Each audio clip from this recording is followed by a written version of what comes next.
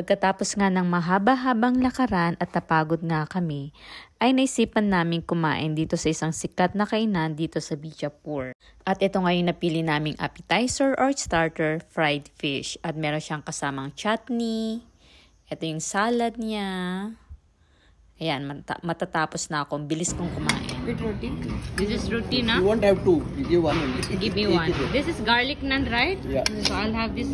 Ito yung garlic naan. Ito yung pinakamasarap na ano nila.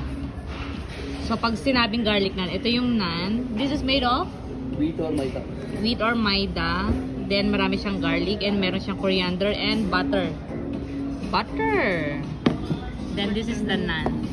At ang napili nga naming main course namin ay ang Rogan Josh. Ito ay isang aromatic curry meat dish originated in Kashmir dito sa India. Ito ay gawa sa red meat, lamb, mutton, or goat.